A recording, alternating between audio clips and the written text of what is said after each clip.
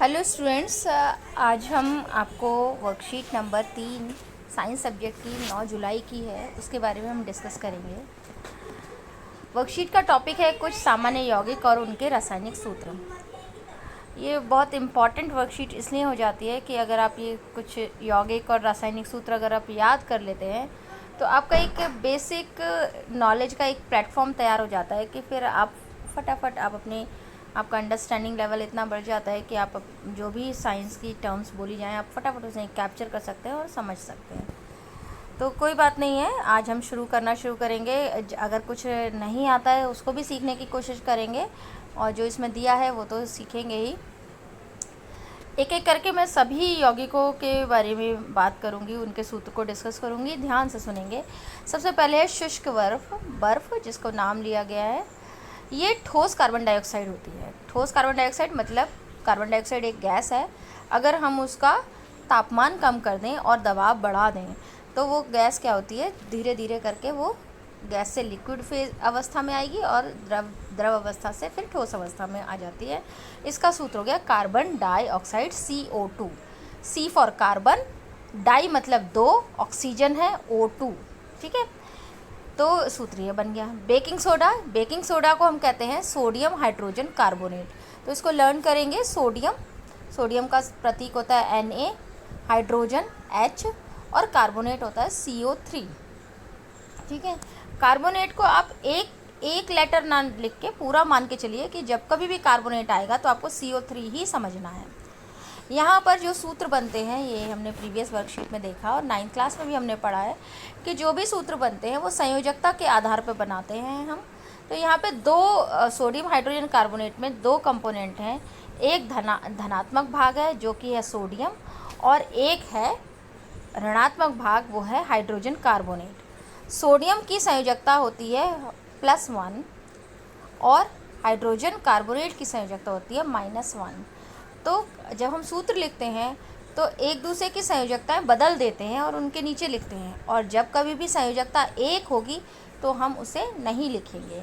तो सोडियम और hydrogen carbonate दोनों की संयोजकता एक है तो हम किसी की भी संयोजकता नहीं लिखेंगे और सूत्र बन जाएगा सोडियम हाइड्रोजन कार्बोनेट NaHCO3। इससे पहले मैंने आपको संयोजकता के आधार पर कार्बन डाइऑक्साइड का सूत्र भी समझा देती हूँ। कार्बन की संयोजकता होती है 4। कार्बन की कितनी संयोजकता होती है? 4। और ऑक्सीजन की संयोजकता होती है 2। तो कार्बन की संयोजकता हम ऑक्सीजन के नीचे लिखेंगे यानी O4 हो जाएगा, और ऑक्सीजन की संयोजकता हम कार्बन के नीचे लिखेंगे यानी C2 हो जाएगा। तो सूत्र क्या बनना चाहिए? C2O4। लेकिन हम सब ने अनुपात सीखा है, रेशो सीखा है मैथ्स में, तो 2 और 4 का सिंपल रेशो क्या हो जाएगा? 1:2। तो सूत्र अल्टीमेटली क्या बना? C1O2। 1 को हम लिखते नहीं है तो सूत्र क्या बन गया हमारा? CO2। ठीक है, तो ये हमारा कार्बन डाइऑक्साइड का सूत्र हो गया। अब बेकिंग पाउडर हमारे बेकिंग पाउडर नहीं होना चाहिए, ये वॉशिंग पाउडर होना चाहिए, है ना। देखिए ये जो बेकिंग सोडा है ये ठीक है, ऊपर जो दूसरे नंबर पे लिखा है baking soda sodium hydrogen carbonate, तो ये NaHCO3 हो गया। ये हमारे घर में मम्मी जब छोले बनाती हैं, केक बनाते हैं तो हम ये बेकिंग सोडा डाल देते हैं। लेकिन यहाँ पे इन्होंने जो बेकिंग पाउडर लिखा है, ये बेकिंग पाउडर ना लिख के आप इस तीसरे नंबर में अपनी कॉपी में करेक्शन करेंगे। बेकिंग पाउडर ना लिख के इसको लिखेंगे वॉशिंग सोडा। क्या लिखेंगे? वॉशिंग सोडा, और लिखेंगे सोडियम कार्बोनेट प्लस हल्के खाद्य अम्ल नहीं लिखेंगे। वॉशिंग सोडा का रासायनिक नाम होता है सोडियम कार्बोनेट, उसमें हल्के खाद्य अम्ल नहीं लिखेंगे। दो चीज़ें मेरे साथ साथ अभी अपनी कॉपी में लिखिए। बेकिंग पाउडर नहीं लिखेंगे, इसकी जगह पे क्या लिखेंगे? वॉशिंग सोडा का रासायनिक नाम होता है सोडियम कार्बोनेट, केवल सोडियम कार्बोनेट, इसमें जो एक्स्ट्रा लिखा है उसे नहीं लिखेंगे। और इसका सूत्र होता है Na2CO3। अभी थोड़ी देर पहले मैंने आपको बताया कि सोडियम की संयोजकता 1 होती है, कार्बोनेट जब हम लिखेंगे तो CO3 लिखेंगे। CO3 की जो संयोजकता होती है वो 2 होती है, ऊपर था HCO3। इससे कंफ्यूज नहीं होंगे, ऊपर था HCO3 लेकिन नीचे क्या दिया हुआ है, CO3। तो CO3 की संयोजकता 2 है और HCO3 की संयोजकता 1 है। तो ऊपर वाले को हम पहले डिस्कस कर चुके हैं, अब दोबारा नहीं करेंगे। तो कार्बोनेट CO3 है, कार्बोनेट क्या है, CO3 है, इसकी संयोजकता 2 है जो हमने सोडियम के नीचे लिख दी। और कार्बोनेट जो है वो उसकी संयोजकता, कार्बोनेट पूरे को की संयोजकता के उसके नीचे किसकी संयोजकता लिखेंगे, सोडियम की। तो सोडियम की संयोजकता 1 होती है, जैसे हम लिखेंगे नहीं तो सूत्र क्या बन गया, Na2CO3। इसमें जो मैंने आपको करेक्शन करवाया है उसे कर लीजिए करेक्शन। फिर आता है ब्लीचिंग पाउडर। ब्लीचिंग पाउडर जो होता है उसका रासायनिक नाम है कैल्शियम हाइपोक्लोराइट, कैल्शियम हाइपोक्लोराइट या कैल्शियम ऑक्सीक्लोराइड। क्या है, कैल्शियम ऑक्सीक्लोराइड। तो कैल्शियम Ca, ऑक्सी O और क्लोराइड Cl2, CaOCl2। ठीक है, ये इसका सूत्र बन गया। पांचवा है gypsum. Gypsum calcium sulphate dihydrate, calcium sulphate CaSO4, calcium की संयोजकता भी 2 होती है। और सल्फेट, सल्फेट को जैसे हम कार्बोनेट को CO3 लिखते थे, सल्फेट को SO4 लिखेंगे। सल्फेट जहाँ भी आएगा SO4 लिखा जाएगा। तो कैल्शियम की संयोजकता भी 2 है और सल्फेट की भी संयोजकता 2 है। तो किसी की भी संयोजकता नहीं लिखी जाएगी, सिंपल रेशो 1:1 का हो गया। तो हम डायरेक्ट फार्मूला क्या बनाएंगे, CaSO4। डॉट लगाया है इसमें, डॉट का मतलब इस, और आगे लिखा है 2H2O। जैसे हम कहते हैं ना डिहाइड्रेशन हो गया, यानी पानी की कमी हो गई। यहाँ पे क्या है, डाइहाइड्रेट, डाई मतलब 2, हाइड्रेट मतलब पानी के अणु, 2 अणु पानी के भी हैं इसके साथ, कैल्शियम सल्फेट के साथ डाइहाइड्रेट है। इसका अर्थ ये हुआ कि कैल्शियम सल्फेट के साथ 2 अणु पानी के भी हैं। तो जिप्सम का फॉर्मूला क्या बना, CaSO4 डॉट 2H2O। ये जो डाइहाइड्रेट है इसे हम क्रिस्टलीय जल या क्रिस्टलाइन वाटर भी कहते हैं। इसे CaSO4 हमने लिख दिया। अब आता है बिना बुझा चूना। बिना बुझा हुआ चूना, बिना बुझा हुआ चूने को हम कहते हैं कैल्शियम ऑक्साइड। कैल्शियम की संयोजकता अभी मैंने ऊपर बताई थी 2 है और ऑक्सीजन की संयोजकता भी 2 होती है, इसलिए दोनों में से किसी की भी नहीं लिखेंगे क्योंकि सिंपल रेशो 1:1 हो गया। तो Ca या तो Ca2O2 सूत्र होता, दोनों 2 है एक जैसे तो नहीं लिख रहे, तो क्या फॉर्मूला बना हमारा, CaO।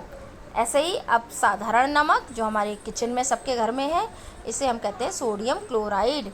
सोडियम क्लोराइड मतलब सोडियम NaCl। सोडियम की संयोजकता भी 1 है और क्लोरीन की संयोजकता भी 1 है, तो हम दोनों की संयोजकता 1:1 एक दूसरे की अदला बदली करके लिख देंगे। तो 1 को हम लिखते नहीं हैं और एक जैसी संयोजकताओं को भी नहीं लिखते हैं, तो ये सूत्र क्या बन गया, NaCl। इसी तरीके से मार्श गैस, मार्श गैस का है मीथेन। मीथेन जो हमारी नेचुरल गैस में भी होती है, ठीक है, जो CNG होती है। तो मीथेन हो गया CH4। CH4 मैंने भी आपको बताया कार्बन की संयोजकता होती है 4 जो हाइड्रोजन के नीचे लिखी हुई है, और हाइड्रोजन की संयोजकता होती है 1 जो कि कार्बन के नीचे लिख दी है। 1 को हम लिखते नहीं, तो सूत्र बन गया हमारा CH4। Laughing gas, laughing gas अगर कोई सूंघ ले तो हंसता ही रह जाता है। लाफिंग गैस का सूत्र है नाइट्रस ऑक्साइड और इसका फॉर्मूला बना Na2O। नाइट्रोजन के 5 ऑक्साइड होते हैं, इसलिए आप नाइट्रस ऑक्साइड का सूत्र ऐसे ही याद कर लीजिए, N2O, ठीक है। नाइट्रोजन का संकेत होता है N, तो N2O, ठीक। ठीक। Plaster of Paris, plaster of Paris में का सूत्र होता है calcium sulphate hemihydrate, CaSO4 half H2O। Hemi मतलब हाफ, पूरा हाइड्रेट मतलब वाटर है, लेकिन हेमीहाइड्रेट मतलब हाफ मॉलिक्यूल, मॉलिक्यूल हाफ नहीं होता। इसको भी हम आगे समझ सकते हैं, लेकिन इस क्लास में नहीं समझेंगे, अगली क्लास में समझेंगे। तो सूत्र इसका हो जाएगा CaSO4 हेमीहाइड्रेट, हेमी की जगह पे आप हाफ लिखेंगे, और H2O। बुझा हुआ चूना, बुझा हुआ चूना जिसमें कि हम पानी डाल के उसे बुझा दें, मीन्स कैल्शियम हाइड्रोक्साइड इसका सूत्र हुआ, नाम हुआ, और फार्मूला हो जाएगा CaOH whole twice. CaOH whole twice. Calcium की वैलेंसी 2 होती है और हाइड्रोक्साइड की वैलेंसी, हाइड्रोक्साइड होता है OH, OH की वैलेंसी 1 होती है, तो कैल्शियम के नीचे हमने 1 लिखना था, 1 को लिखते नहीं है, और कैल्शियम की वैलेंसी पूरे OH के बाहर लिखी जाएगी, इसलिए हमने OH को ब्रैकेट में लिख लिया और सूत्र बन गया कैल्शियम हाइड्रोक्साइड। फिर आता है चूने का पत्थर। चूने का पत्थर मतलब कैल्शियम कार्बोनेट। कैल्शियम कार्बोनेट मतलब CaCO3। कैल्शियम की भी वैलेंसी 2 है और कार्बोनेट की भी वैलेंसी 2 है, इसलिए हम इसको नहीं लिखते हैं, दोनों ही वैलेंसी नहीं लिखी जाएंगी, सूत्र बन गया CaCO3।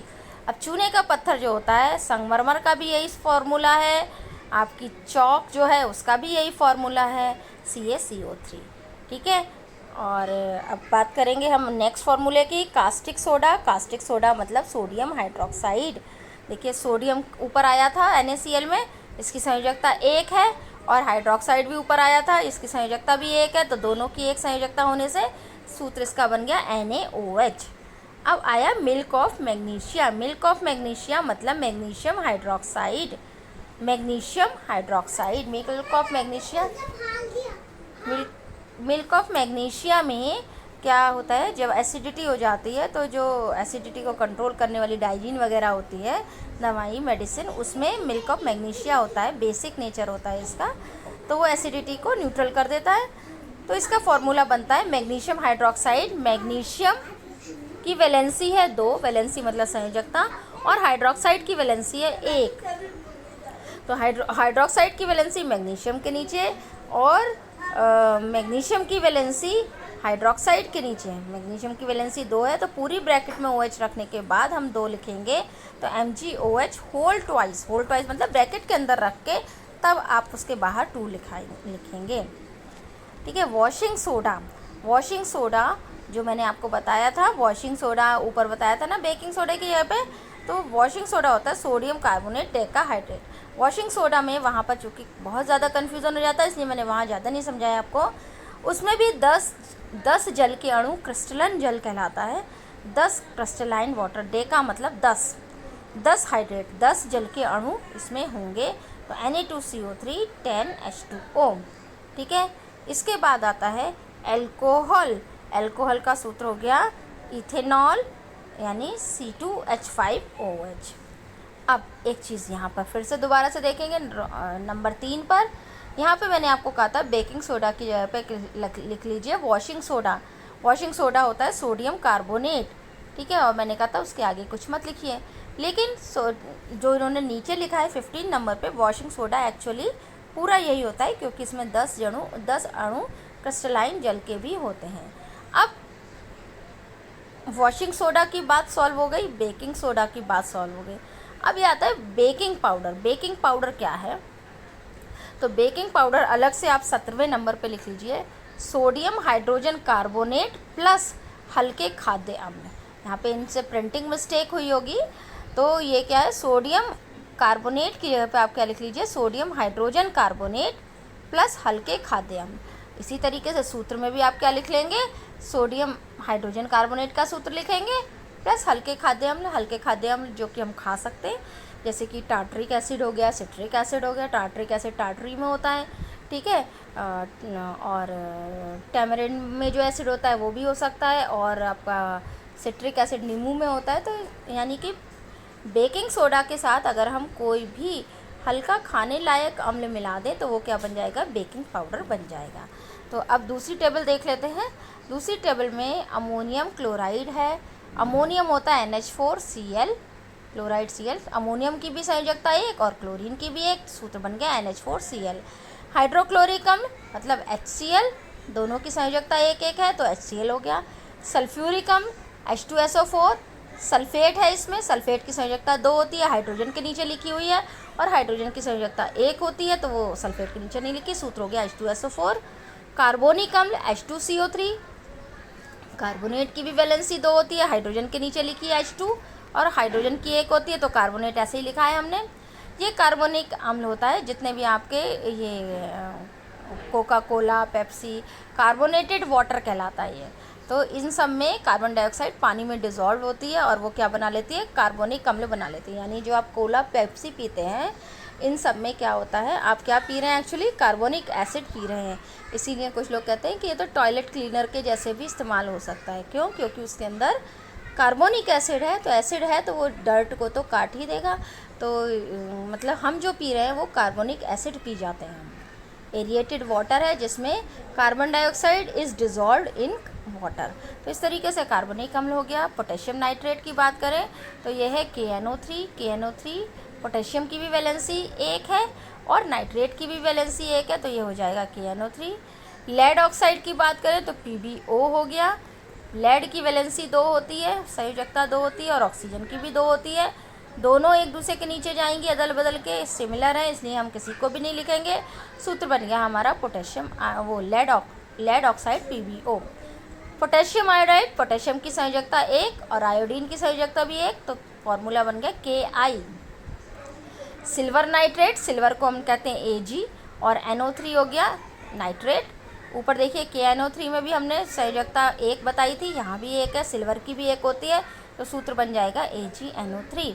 इसी तरीके से ग्लूकोज की बात करें तो ग्लूकोज का सूत्र याद कर लीजिए C6H12O6, यानी जितने कार्बन हैं उतने ही उसके डबल हाइड्रोजन है और उतने ही ऑक्सीजन है, तो C6H12O6।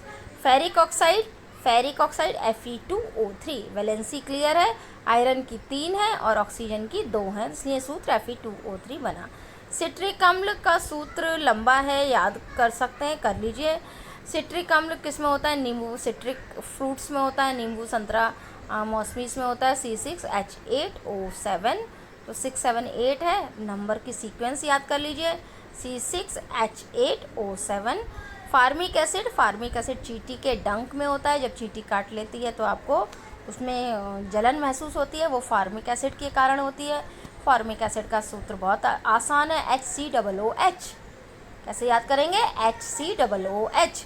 फिर पोटेशियम हाइड्रोक्साइड, पोटेशियम की वैलेंसी मैंने आपको 1 बताई थी ऊपर, हाइड्रोक्साइड की भी वैलेंसी 1 है, तो क्या हो गया? ये KOH हो गया। एल्यूमिनियम हाइड्रोक्साइड, एल्यूमिनियम की वैलेंसी 3 होती है और हाइड्रोक्साइड की 1 होती है, तो एल्यूमिनियम की वैलेंसी OH के को ब्रैकेट में रखने के बाद 3 लिखी है हमने, तो AlOH होल थ्राइस हो गया। अमोनिया का सूत्र हो गया NH3। नाइट्रोजन की वैलेंसी 3 और हाइड्रोजन की वैलेंसी 1, तो ये हो गया NH3। Oxygen gas O2, hydrogen gas H2, nitrogen gas N2, ozone O3, benzene C6H6। ठीक है, तो ये हुए हमारे कुछ सूत्र और हुए। ये 2 चीज़ें और इम्पॉर्टेंट हैं जिसे हमेशा याद रखिए। एक्वारेजिया स्ट्रॉन्गेस्ट एसिड होता है, जो चीज़ किसी में नहीं घुलेगी वो एक्वारेजिया में घुल जाएगी, ऐसा माना जाता है। और ये एक्वारेजिया जब सभ्यता, बहुत पुरानी जो सभ्यताएं थी, सिंधु घाटी की सभ्यता, मेसोपोटामिया की, जब से आभूषणों का काम शुरू हुआ तब से एक्वारेजिया का इस्तेमाल होता आया है। नाइट्रिक एसिड और हाइड्रोक्लोरिक एसिड दोनों को मिलाने से बनता है एक्वारेजिया, लेकिन दोनों को हम बराबर नहीं मिलाते हैं। 1 भाग नाइट्रिक एसिड लेंगे HNO3 और उसका 3 गुना HCl मिलाकर रखेंगे तो एक्वारेजिया बन जाएगा।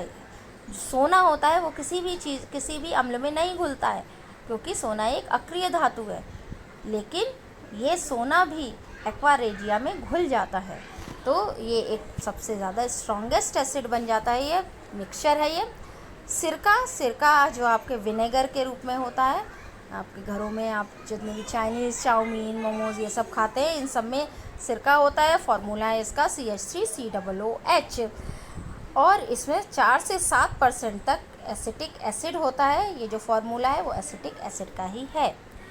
तो अब सूत्र फटाफट एक्सरसाइज देख लेते हैं।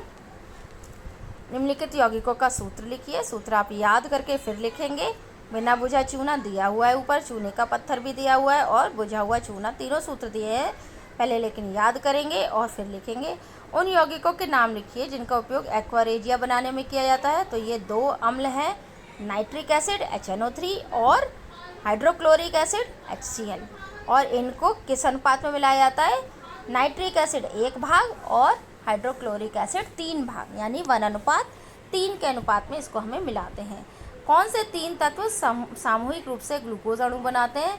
तो C6H12O6 है इसका सूत्र, यानी तत्व कौन से हो गए? C for carbon, H for hydrogen और O फॉर ऑक्सीजन, यानी कि ये तीन तत्व ग्लूकोज अणु बनाएंगे। कुछ रासायनिक यौगिक दिए गए हैं, उनके रासायनिक सूत्र लिखिए। मिल्क ऑफ मैग्नीशिया ऊपर दिया हुआ है टेबल में, प्लास्टर ऑफ पेरिस वो भी दिया हुआ है, वॉशिंग सोडा और बेंजीन भी दिया है। तो पहले आप इन टेबल्स को लर्न कीजिए। मैंने काफ़ी आपको पूरा डिटेल में समझा दिया है, सूत्र याद करने में कोई अड़चन नहीं आएगी। लेकिन हाँ, अड़चन एक चीज़ की आ सकती है कि आप अगर ध्यान लगा के नहीं, लगकर आप आधा घंटा बैठकर नहीं याद करेंगे तो आपको ये सूत्र नहीं याद होंगे। याद कीजिए, बचपन में जैसे आपने टेबल्स लर्न की थी, ABCD लर्न की थी, उसी तरीके से आपको ये फॉर्मूले भी लर्न करने होंगे और ये आपको हमेशा याद रहेंगे और आपकी स्टडीज़ में आपको हेल्प करेंगे। तो that is all about worksheet number 3। ध्यान से पढ़ेंगे, याद करेंगे और इस पेंडेमिक में अपने हाथों को नियमित रूप से धोते रहें, पानी से धोते रहें और जब कभी भी भीड़ में जाएं, बाहर जाएं तो मास्क पहनना ना भूलें।